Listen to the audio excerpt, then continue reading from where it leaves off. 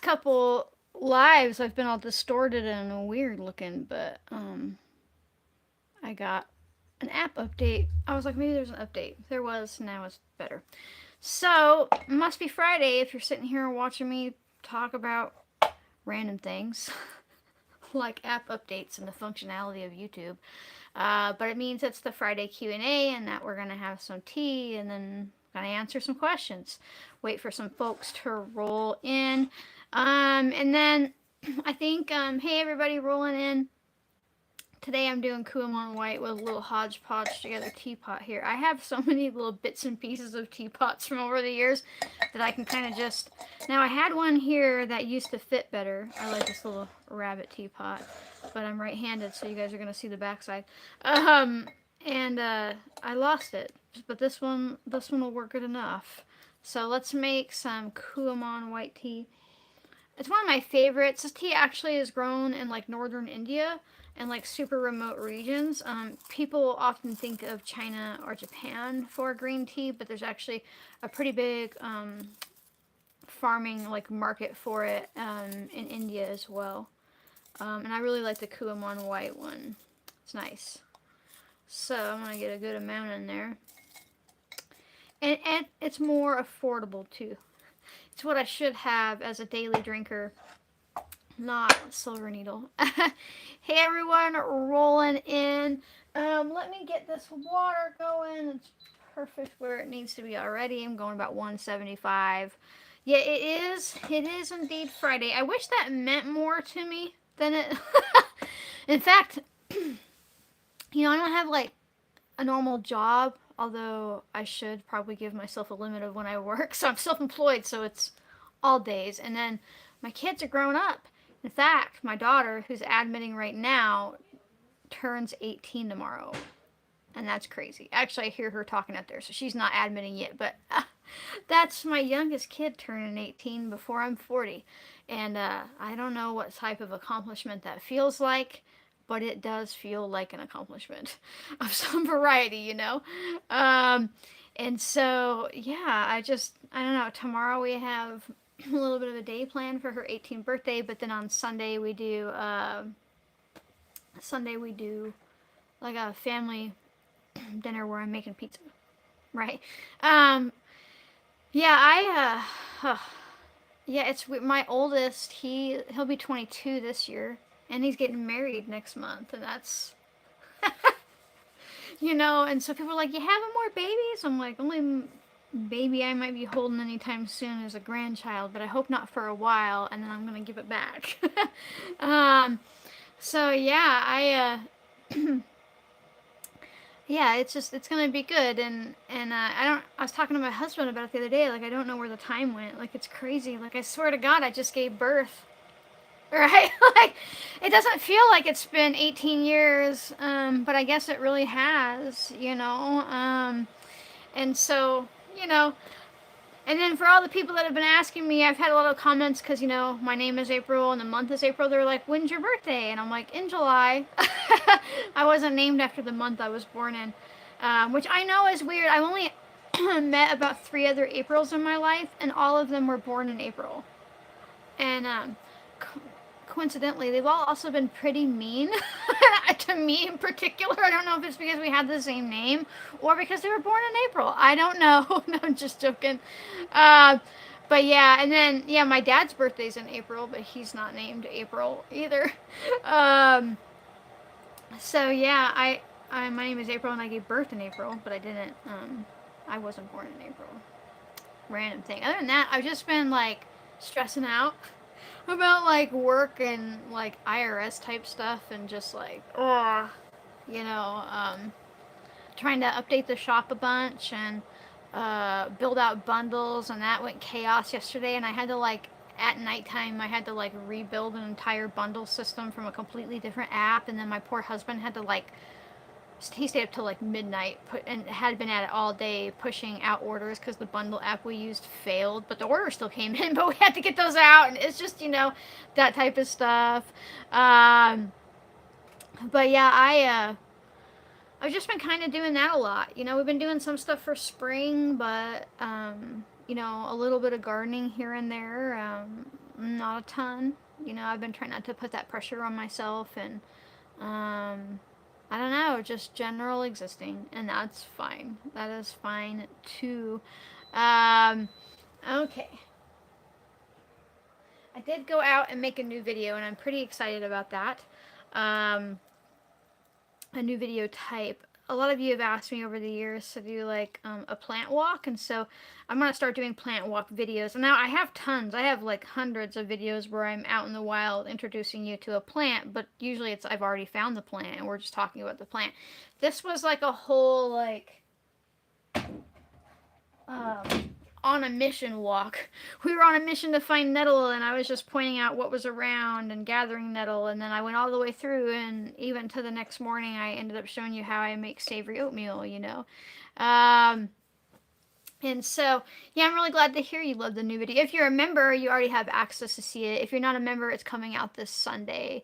And I thought about not releasing it on a Sunday because I also do the members only Q&A then, to where it's just members that are able to ask questions, just so, because I miss so many here. But so many members questions, but I thought, well, nobody else sees it, so it's okay if that also releases on a Sunday. Right? And so I don't know. I'm gonna start doing more videos like that. I'm gonna get a better. I just use my phone, and if people like them after like the second or third video, I think I might get a camera specifically for it. Uh, Specifically for my husband, I was thinking something that he could, like a GoPro or something like that, because he's looking at my phone as he's following behind me, and that's rough because we go over like terrain and things like that aren't just like a perfect path, and I don't want him to fall and die trying to do a video, whereas if it was just clipped to his chest, you know. Um, but yeah, so definitely go check out that video, and then I don't know. I feel like I'm slowly at that part of spring where I am coming out of my cave. I am starting to feel a little bit better from independent things not related to spring, and kind of like pushing back into like being present, and you know, waking up my dead Instagram channel and making videos again, you know. It is kind of hard. It is kind of hard sometimes in the winter to keep on top of YouTube videos because that's like as an herbalist you kind of like just naturally hibernate, and I am making things and I am doing things, but um you know, over the years I've had this channel for over a decade, like 14 years or something like that. Over the years I've always just kind of gone quiet in the winter, right? But I tried not to do that this winter, but I think towards the end of winter I just kind of naturally did as spring came, you know.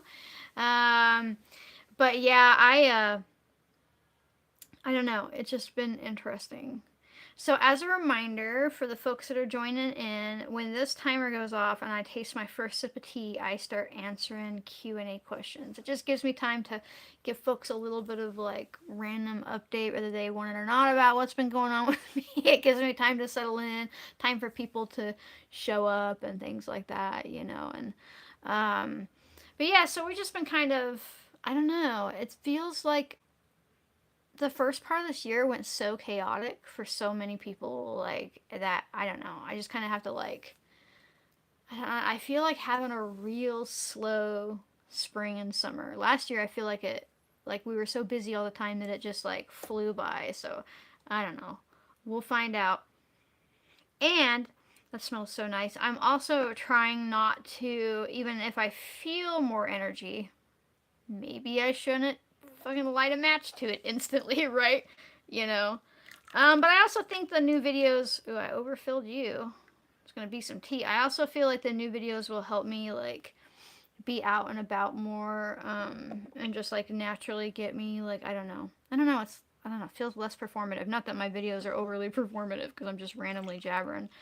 That's why I have to have a tea box, tea tray, because I'm gonna spill. Absolutely. Okay, so tasty Kuamon white tea as usual. And if you have a question, say question, and I'll start dumping my brain out. Question, suggestions for ADHD herbal support for kids, please, and thank you. Yeah, you know, I get this one a lot, and it's understandable because it's like pretty much an epidemic in the US, right? You know, you could work with something like rosemary tea, lion's mane mushroom. All those are food based and relatively safe for kiddos to use to support like natural blood flow to the brain, as well as like neuron development and attention span, things like that. With the lion's mane mushroom and the rosemary's improving blood flow, but also like consider looking at their diet. Like a lot of our foods are like super like nutrient deprived these days. Consider a nutrition panel to see like a deep nutrition panel to see what they might be missing. Make sure to get like all of the food dyes out of their life. Like they're it's like literally studied for a fact. Food coloring, especially red 40 and anything in the like yellow and orange range, is really known for causing ADHD, right? And then consider looking into the connection of high glutamate levels. High glutamate levels typically cause overexcitability in the brain. And then you get symptoms like ADHD, OCD, all that type of stuff. This goes for adults too. And you could work with gentle herbs like real lavender, chamomile, ginger to like lower glutamate levels, but also look at their diet because MSG is literally monosodium glutamate, and it acts like a come on brain, not a hormone. It literally acts like an amino acid. There it is in your brain, so it's something to consider. Question. Lost it. What are your thoughts on methylene blue? That's a good question. I don't think it's horrible, but I think it's kind of become a fad, so it can do damage. We know that it's better for people who have broken ATP, which is like energy production, right? It helps those cells make the jump, kind of like a jumper cable. But we know that it's not super great if you don't have damaged ATP, and it can kind of like be a little bit of a strain on your body. Now, with that being said, we use methylene blue in this house, but pretty much it's usually like, and my daughter can tell you if she's in here, she had a little bit of a sore throat type of, we don't know if it was flu or strep or what came through, but the first thing she did without even having to ask me is go in there, salt water with a drop of methylene blue and gargle it, right? Because it is really fantastic for killing bacteria and viruses on contact, right? But like some people, I think, overdo it, like anything, right? And so it's in moderation. Really research what you're deciding to use it for, and I wouldn't use it just because, right? I have used it for healing a pretty serious wound alongside yarrow tincture, right? Before I realized I had genetic scurvy because I'm a pirate, or I had a wound on my foot that was not healing, and it was starting to look dangerous, and it was not responding to yarrow tincture. Like it was stopping it from spreading, but it wasn't healing, and I ended up mixing yarrow with methylene blue, and in about 4 days it finally healed after about 2 weeks, and that's before I realized that I didn't have any vitamin C in my body to heal a wound. Okay. Yeah, somebody says contradictions with medications for methylene blue. Yeah, it's not something to mess around with, just like willy nilly. That's why I definitely said to research what you're going to be using it for, because there's definitely issues, especially if you're taking MAO inhibitors or anything like that. That's usually the one that methylene blue counteracts with. Question: I have a prolapse fibroid and very weak pelvic floor. Help, please.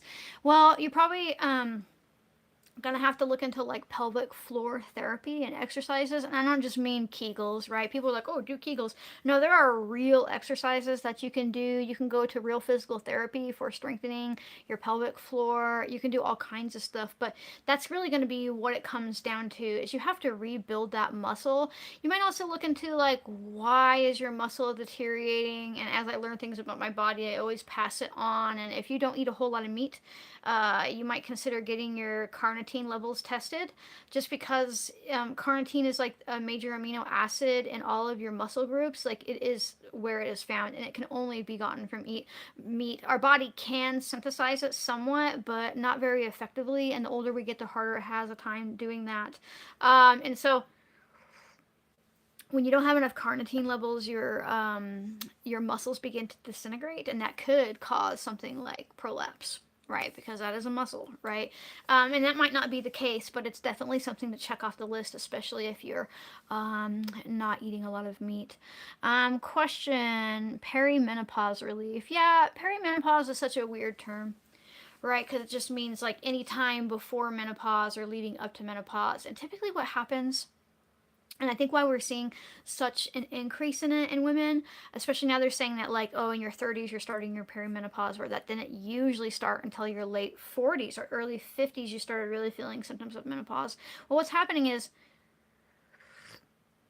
all of your progesterone and your testosterone are starting to naturally lower, but because we live in an estrogen dominant society, your estrogen stays up here. It's not lowering. Your estrogen probably isn't lowering, but your other hormones are. And so you start to have symptoms of estrogen dominance, right? And that can be like mood swings, weight gain, exhaustion, insomnia, low libido, dryness down below.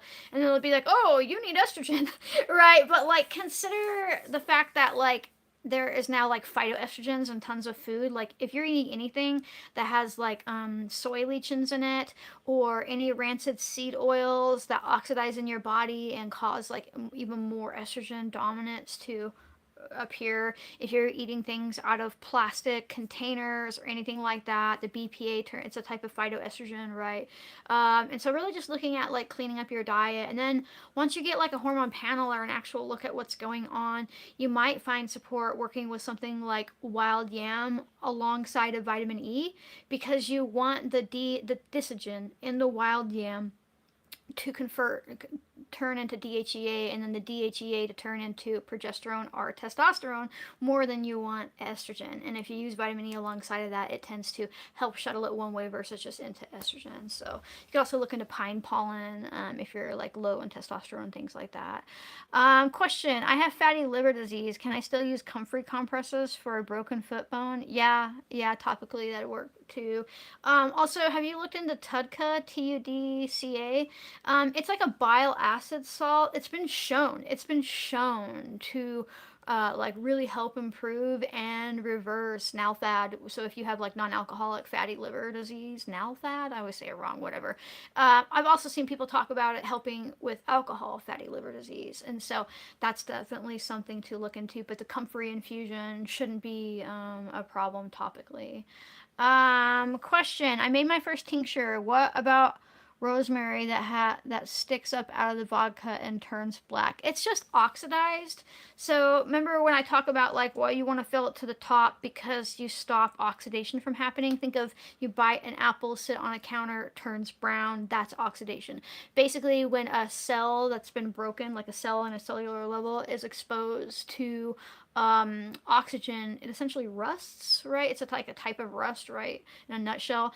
And so the rosemary isn't really going bad in your tincture, it's just oxidizing, because that rosemary will be soaking up the alcohol that it like a wick all the way up. But it won't really hurt you. It can make your tincture a little weaker, but if you can, I would top it like all the way up, or switch it to a jar that'll fill it all the way. Okay, oh my god, please don't ingest turpentine. I don't know what that question was for, but oh my, I swear to God, humans go like full circle. We're like, we're like so far full circle, like eating our tail to the point that we're back to like bloodletting and drinking fucking turpentine. Like, please never ingest turpentine. Oh my God. The level of people that are like, oh, it's so I can get parasites out. That's like how bad it has gotten. People, please don't. But then again, that's like a Darwin effect in place, like sometimes I guess we have to thin the herd. Question: is avocado pit and rubbing alcohol good for pain like they say? I have no idea. That's not something that I've looked into. I don't like using, well, I mean, I don't mind using rubbing alcohol topically a little bit, but like I'd be afraid of like, I don't know. Like, what are you soaking in from the avocado pit? Because it'll make it past your skin barrier and into your blood. Something to consider. Yeah, thin the herd. Sometimes you have to, man. You really do. Question: what do you suggest for SIBO?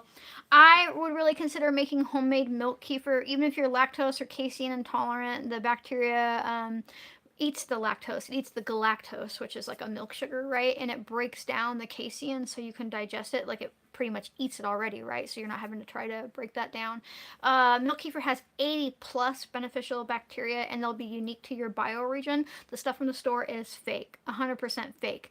They cannot legally sell milk kefir because she's wild and she can't be tamed, and you can't make the bacteria strains all the time. So they take a few out, and they do this thing called DV, which is like direct vat culture, and then they just kind of like pretend it's milk kefir, and it's not. It's just like a yogurt, right? But homemade is pretty fantastic.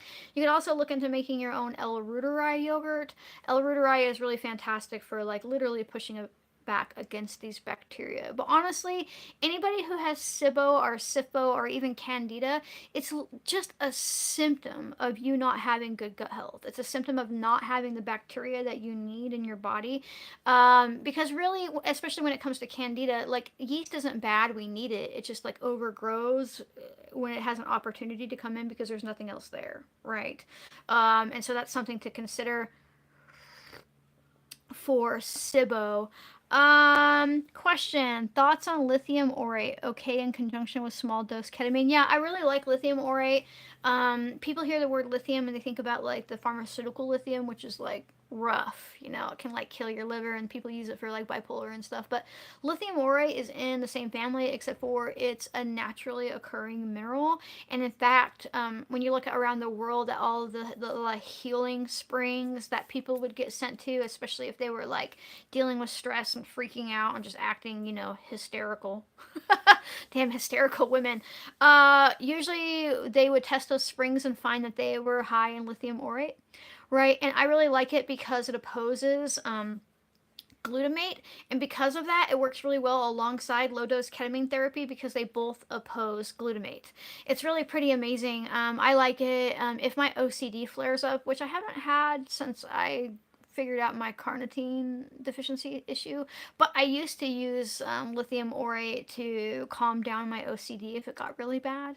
And again, people always think of OCD and like turning lights on and off and stuff, and that is a reality for some people. But most people, it's other stuff. It's like internal rumination, like for me, I washed my hands a lot, and I mean a lot.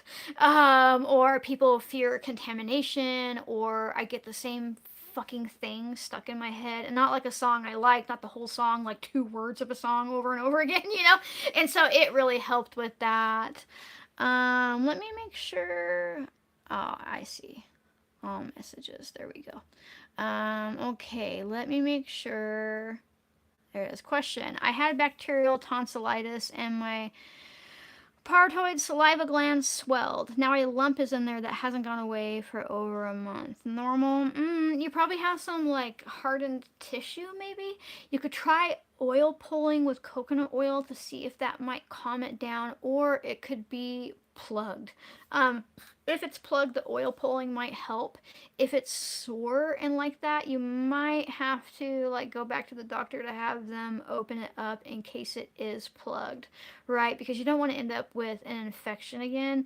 You might also look into like, it's in your mouth, so it's hard, but you might look into like myofascial release muscle points for your like your face and your jaw, and like dry brushing to try to get that moving. For me, and this isn't to do with my mouth, but I had a plugged tear duct, and in no world was I letting them put a needle in my eye. I just couldn't do it. Like, just psychologically, I was like, nope, not going to the doctor for this. And so I started doing a lot of like cupping along here, because that's where your tear duct area drains into, and I started just kind of working on it and like releasing like myofascial points on my face and for my sinus, and in about 3 days it unplugged. And they say it's like really hard to unplug that type of stuff without a doctor, but that might be something that you can look into. But yeah, I was just like, when I looked into what they do for it, I was like, no fucking way. And I don't have insurance, so I'd have to like pay for you to put a needle in my eye out of my pocket. Absolutely not, you know, absolutely not. Okay, let me see if I missed anybody here. Lots of trolls today, I see that. Healthy way to gain weight? Yes, gain, not lose. Yeah, no, I hear you. As a person who used to weigh maybe 90 pounds on a well-fed day for most of my life, even after I had 2 children, the truth is there's only 2 reasons that somebody, or well, there's other reasons, but there's 2 main reasons that somebody's not gaining weight.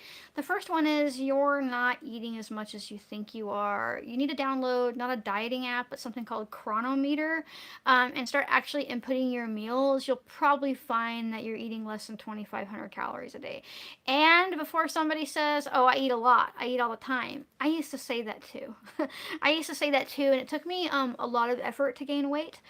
I gained like 35 pounds and I still was barely, like, it's crazy. Like, I gained 35 pounds and I only weigh about 134 right now. That's how, like, underweight I was, right?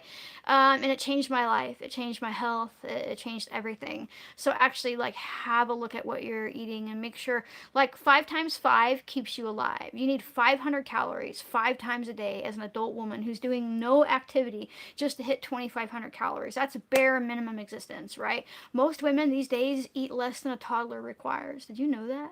That's absolutely crazy.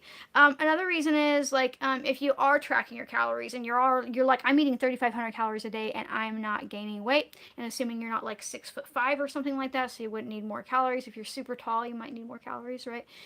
Get your thyroid checked. Like, if you have hyperthyroid, your metabolism could be in like overdrive and you could be burning things off. And then somebody will inevitably tell you that you have parasites. It's possible, but you would probably have way more symptoms than just, I don't gain weight, right? And so it's something to consider looking into, but look at how you're eating first. Look at what you're not eating first, right? And that's a big thing. Okay, let me jump down here. I'm not getting any more questions today. It's finally happened, folks. Unless they're just not coming through, because I only see, let me see if I change it to top chat and then back to me just in denial. Nobody wants to. No, I see it coming through now. So that's really weird. Now it's coming like crazy. Okay, so I guess we're on top chat now, folks. Question, what is your opinion on treating so many things with low dose chlorine dioxide? I don't want to completely discount it because I do believe that it can help people, but I also believe that I know a fair amount about these types of chemicals because one thing my dad did for like my entire life was manage all of the pools in our area, and I know that it's only a few molecules away from chlorine bleach. Right? And so, like, have we used it for sore throats diluted? Yeah. Would I throw all of my eggs into one basket to, like, cure whatever thing they tell you cures it? Maybe not.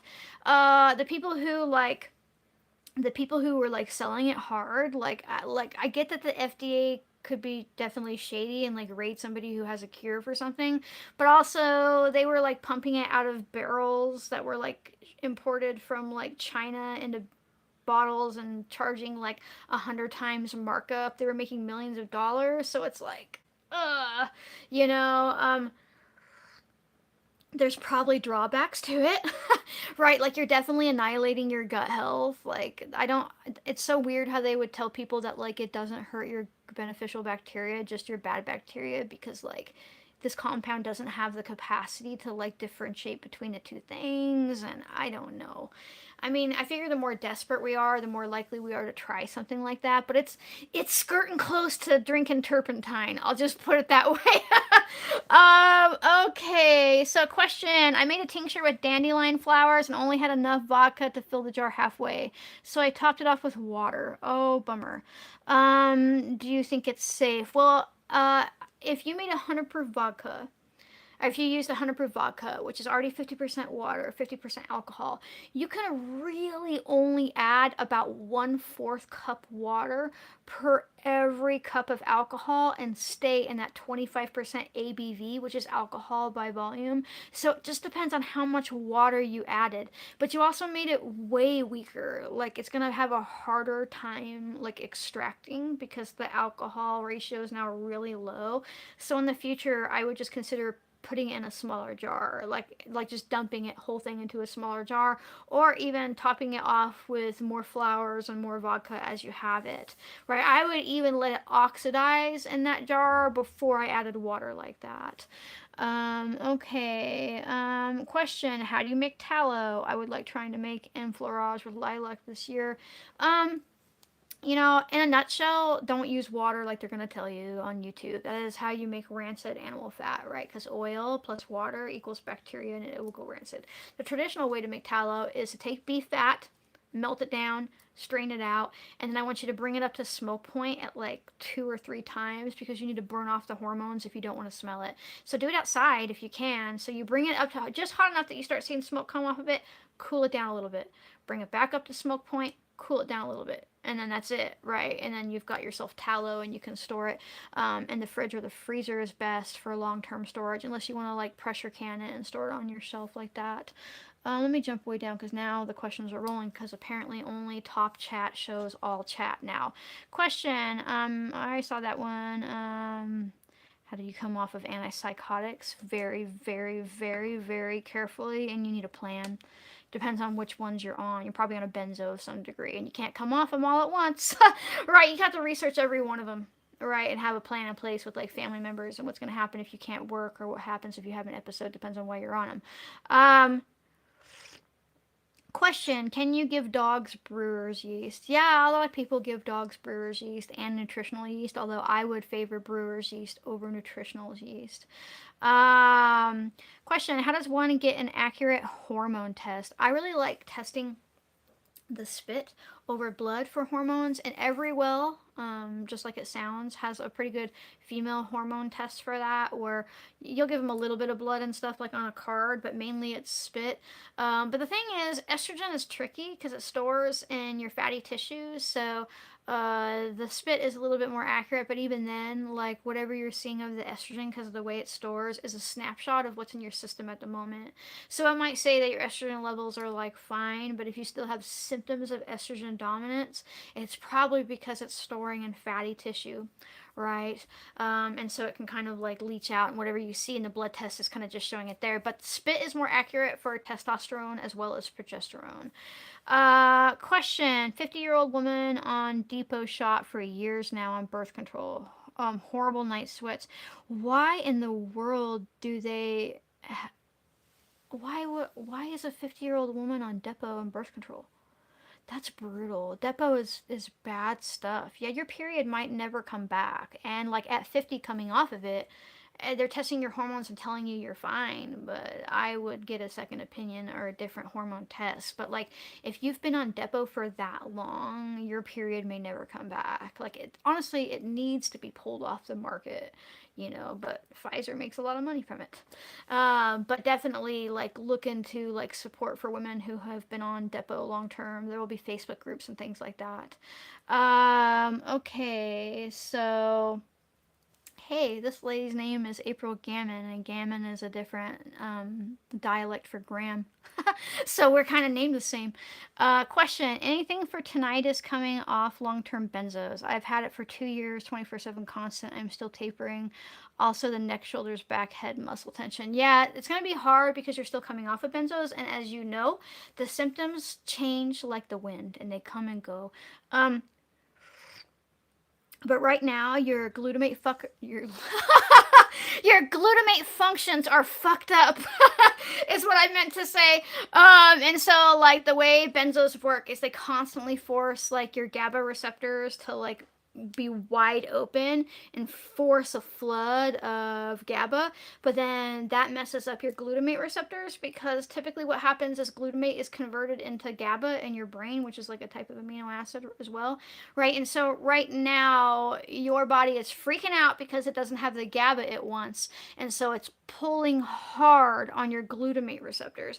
You might actually be low in glutamate at this point, but you don't want to start to increase your glutamate levels, because then you're giving your GABA receptors more ammunition to make your symptoms worse. That's why when you look on like the benzo withdrawal support pages, they tell you to stay far, far away from any foods that have MSG naturally or added, because that glutamate is like a big bad no-no. while you're coming off of it. You might find a little bit of relief from lithium orate.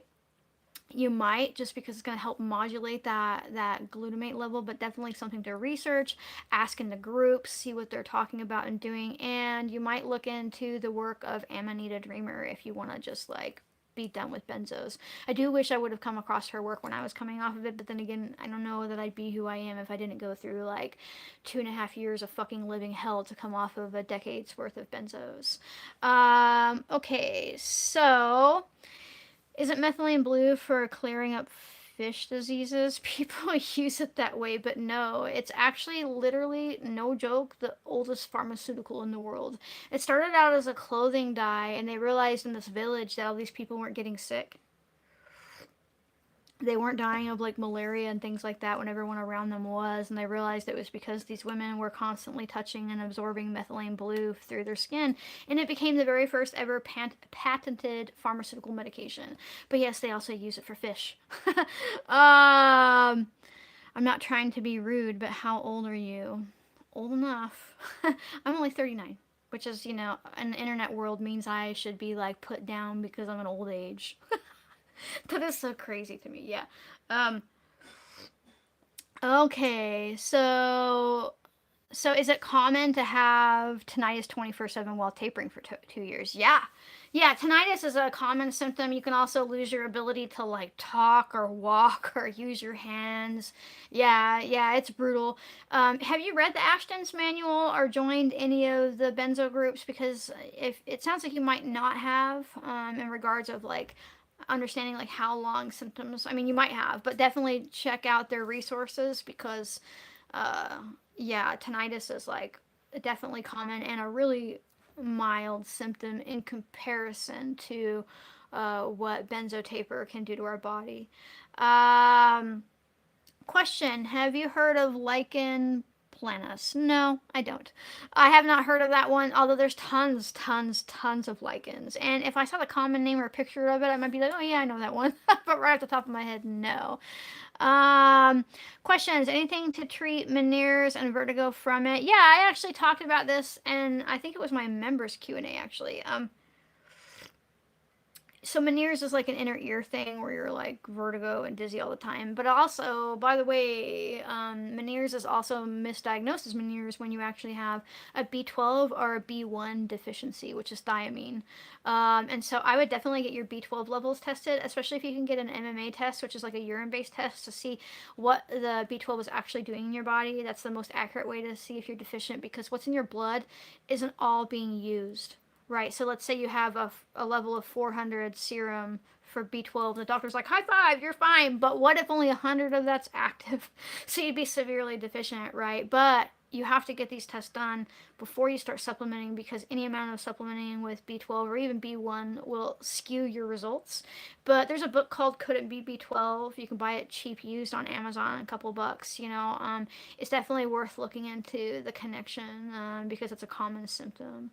Okay, so can swimmers/foot fungus grow on my nose? Yeah.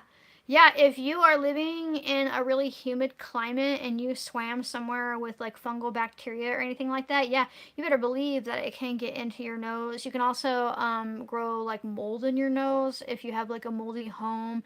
You can get all kinds of stuff growing in there because it's like a perfect environment. Like your body works to keep your nasal cavity moist because it doesn't want to dry out. Because if it dries out, you start getting like bloody noses and things like that, right? From dry air. So it works pretty hard to keep it moist. So if fungal colonizes in there, definitely go see a doctor because that shit gets to your brain really quick. And usually it's just like a sinus spray to get rid of it. Thank you so much for the super Astisha. I probably said that wrong. Ashtish? Okay. How to determine what vitamin deficiency you have. Many symptoms overlap. I feel like I have arthritis, zero energy, bad brain fog, and severe insomnia. Yeah, I mean, at this point in time, like if you're like, I don't even know where to start, like I would consider getting like a full panel done. I like the one from like Vibrant Wellness, Vibrant America. Yeah, I get them through Ozark Health. My brain is like, I'm still coming off of mold recovery myself, so I'm doing pretty good with that. But I'll link it in the description below.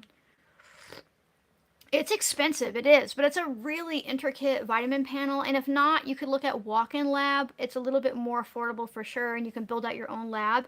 And you could get like from them, you could get like a general like mineral and nutrient blood draw. You pay for it yourself, and then you go into that lab and you give blood, and then they tell you what's going on.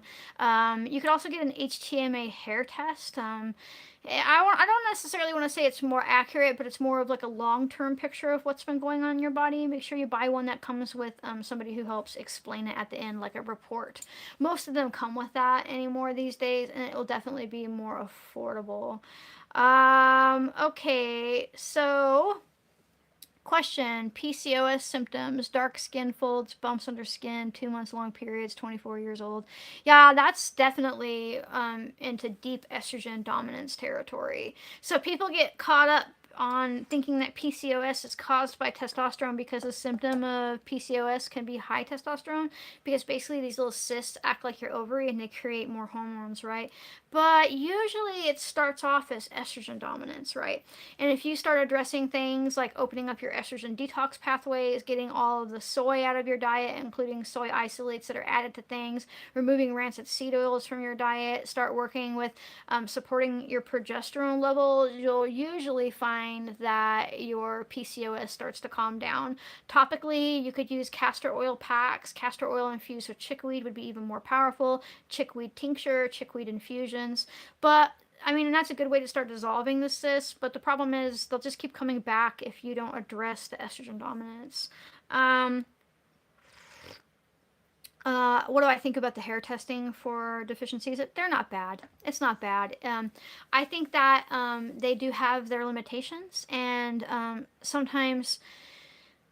Okay, so the only thing that I don't like necessarily about the hair testing is, let's say you're like me and you have genetic mutations that makes it hard for your body to absorb a nutrient, right? Like vitamin C in my case, right?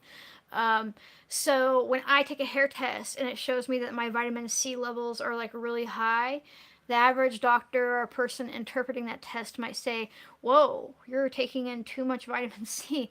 But it could actually be a symptom of my body isn't absorbing it. Right. And so that's the only thing that I'm really skeptical about. Like, if you get the hair test back and you see that a vitamin is off the chart and you've not been supplementing with it, right? Like, you're not taking huge doses of B vitamins or vitamin C or whatever it is, I would suspect and look for a mutation that's preventing you from absorbing it into your body. That's the only like criticism I really have about them. Okay, so I've been jabbering for about 40 minutes now. I'm going to jump off and get about my day. If you would like to support my capacity to exist as a human, keep a roof over my head, all that type of stuff, consider becoming a member. It's just a way to throw me a couple bucks a month. There's nothing really hidden behind a paywall. You do get early access to videos as I'm able to upload them. Like, I've got that nature walk one coming up. And then you do get Sunday members only Q&A, just because there's hundreds of people asking questions in these public ones, and I always feel bad for missing member questions. But if you can't afford that, I don't even want you to worry about it. I release the videos on the weekends. I do these Friday Q&As that you're watching now, so it's still available to you. Also, you can check out things that I make in my shop. It's a really great way to support me. It's all we do to exist. I've got all kinds of books. I've got my dietary supplements, which is a weird way to say it. Herbal supplements, that's what they are. My synergism capsules. Thank you, brain. I've got mouth mud pick goop, and I'm working on getting my balms and salves back that people have been missing. I'm pretty excited about that. You can use the one-time code TEATIME, TEATIME, to save 10% off of anything that you would like to call home in the shop. And if you can't do any of that, or even if you can, it's really impactful that you like, comment, subscribe, turn on notifications, and share. Sharing is exceptionally helpful. It's an amazing way to support my channel. It helps people realize that I exist, that they're smart enough to do this themselves. They can take their health back into their own hands, and we can push back against the algorithm together. So thanks so much for watching, folks, and I will see members this Sunday. Bye.